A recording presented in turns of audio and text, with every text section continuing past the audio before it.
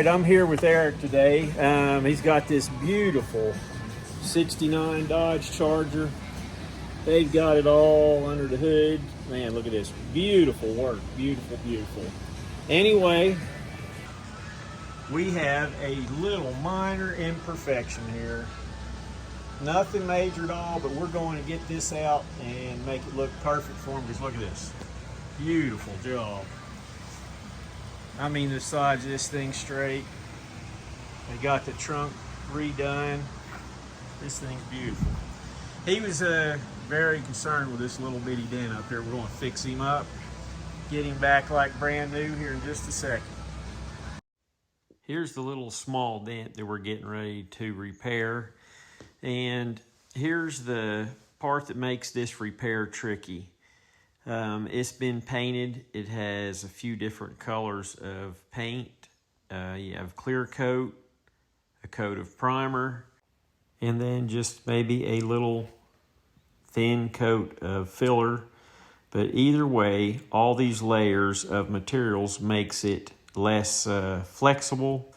So you have to make sure not to push on it very hard, because if you do, you could crack the paint, and then you have a whole lot of work to do, especially if you were to crack it between, say, the red, the white, and the blue.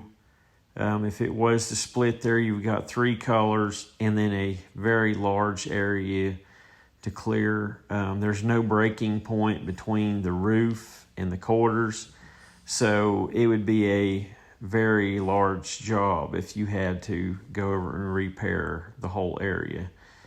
And you can see here I'm just doing little minor pushes, and the dent is shrinking here, but I've got this sped up to about 4 times what I was pushing. I was trying to be very precise because I didn't want to mess this job up, because I knew it was very important to not make a disaster moment with a crack. So you can see the little bitty pushes here, just trying to get right in the center. But whenever you have multiple layers of materials, and then you also have real thick metal, like is on this 69 Dodge Charger, it does not push very easily at all. And not to mention, very stressful.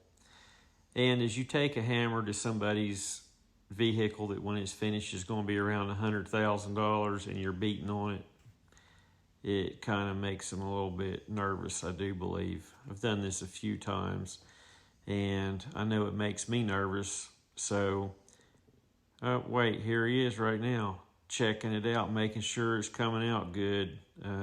Well, he must have been satisfied, because there he goes. So anyway, we're going to knock down these little highs and stuff that I've been creating, and also there's just little waves in it, so you have to get them all out and just keep going over it, repeating, pushing and tapping. And usually dents on a regular car, say a newer one, would probably only took me 5 minutes max to get these dents out, somewhere around an hour and a half. But also, when you're at a body shop looking at something like this, you end up telling stories and stuff. So then the next thing you know, it takes a little bit longer to get stuff repaired. But honestly, it was pretty much continual pushing on this roof to get this thing to come out. And it did come out to where it didn't have to be painted. And that was a very important thing. Like you can see all the different colors in this thing, and all the extra taping you would have had to have done if it messed up. But thankfully it didn't. And this car is one that he's had for about 15 years. And it's been a project car, and now he's getting really close to completion. And the reason I had to get to it on the day that I was working on it here is the next morning he has somebody coming in to put the headliner up. And you definitely would not have been able to repair this with the headliner up in this vehicle. So you have to have access to the bottom side of something that's been painted and everything like this here, because you do not want to do any glue pulling, and it would not have glue pulled because it's so thick. All right, it's a lot better, and there really ain't no crack marks yet. All is going good. Man, this thing's beautiful. Step back again. Oh yeah, it's getting better for sure. So now it's time to take the hammer to it again. I need a value. Do something. That top one there, rebuff that fly anyway.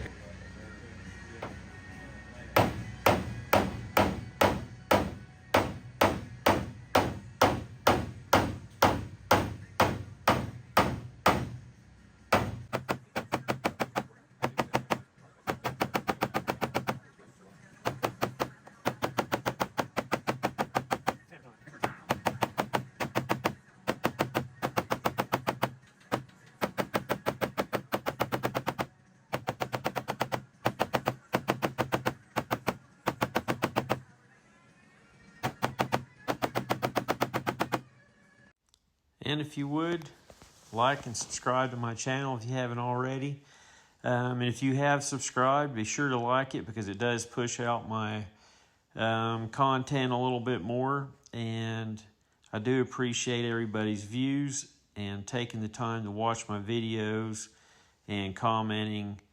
And those that actually have called me and stuff, I appreciate that too. So here we just keep on doing little minor pushes on this thing. I don't know how many I did for like 4 or 5 little dents, but I'm going to say it was in the thousands of pushes to get this to come up. Trying to be very, very precise. And, you know, if you would try to push on this very hard, I promise you one thing, it would have cracked and it would have been a disaster. So the thing is when you do something like this, you cannot rush it. And you cannot push too hard. You just have to take your time and try to do the best that you can and try to make your customer happy and do a very good job. All right, so this here we're going to take just a little bit of hand polish over it. But honestly, them ripples are gone. So now we're good to go. And no disaster. Yeehaw! We're ready. Yeah. Cult dent tamers for all your door dings, large dents, hail damage in the East Tennessee area.